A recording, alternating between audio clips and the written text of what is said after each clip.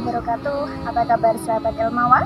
Alhamdulillah, pada kesempatan kali ini kita akan mengkaji kitab Ihya Ulumuddin karangan dari Imam Al-Ghazali mengenai tugas seorang pelajar. Nah, menurut Imam Al-Ghazali, tugas seorang pelajar itu ada 10, 1 sampai 6. Nah, juga diterangkan di konten-konten yang sebelumnya. Sekarang mari kita lanjutkan tugas yang ke-7 akan disampaikan oleh saudari kita Kak Muhanifah. Oleh karena itu, mari kita simak bersama-sama, semoga bermanfaat. Assalamualaikum warahmatullahi wabarakatuh.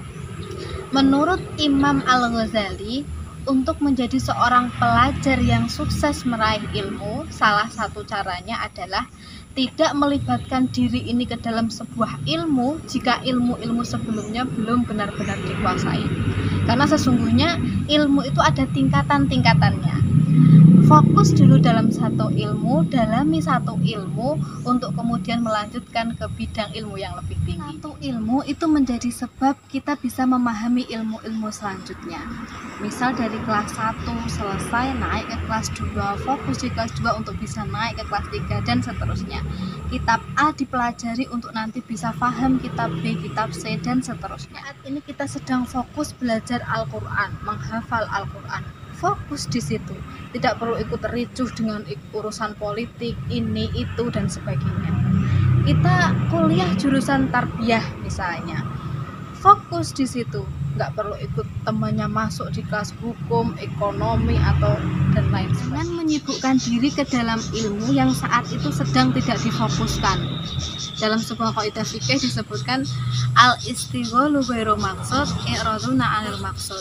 Ketika kita sibuk menyibukkan diri ke dalam sesuatu hal yang tidak menjadi tujuan utama, itu menjadi sebab tidak tercapainya sebuah maksud. Surat Al-Baqarah ayat 121 Allah berfirman, alladzina atainahumul kitaba yatlunahu haqqa tilawati al-ayah, yang artinya orang-orang yang telah kami beri kitab, mereka membacanya sebagaimana mestinya. Maksudnya adalah orang yang beruntung adalah orang yang ketika diberi ilmu atau kitab, ia mendalaminya dengan sungguh-sungguh.